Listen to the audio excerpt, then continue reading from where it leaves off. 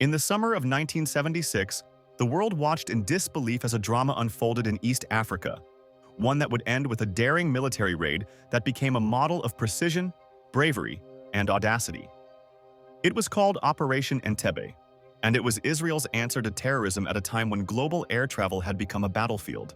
On June 27, 1976, an Air France Airbus A300 en route from Tel Aviv to Paris via Athens was hijacked shortly after takeoff by two members of the Popular Front for the Liberation of Palestine and two German revolutionaries from the Baader-Meinhof group.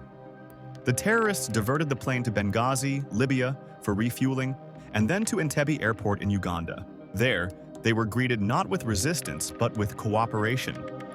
Uganda's dictator, Idi Amin, a volatile, brutal ruler, welcomed the terrorists and allowed them to use the old terminal as a prison. The hostages were divided. Israelis and Jews were separated from the rest. The terrorists demanded the release of 53 Palestinian prisoners held in Israel and other countries, threatening to kill the hostages if their demands weren't met.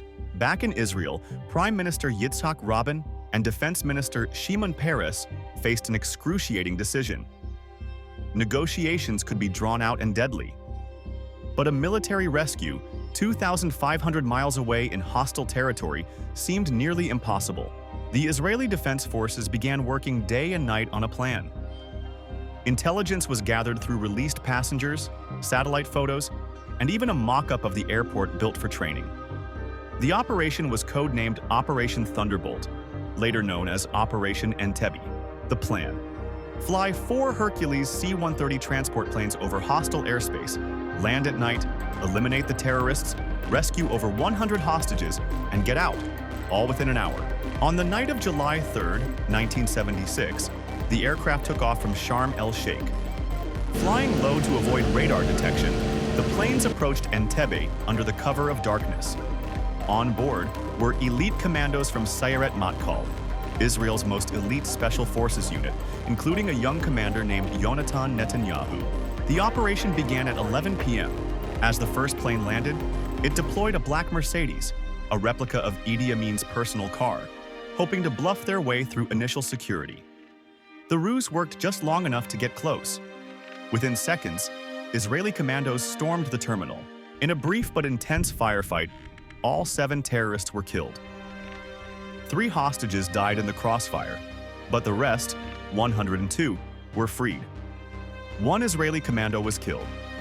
Lieutenant Colonel Yonatan Netanyahu, the older brother of future Israeli Prime Minister Benjamin Netanyahu. His death became a symbol of the mission's cost and heroism. The operation lasted just 90 minutes from landing to takeoff.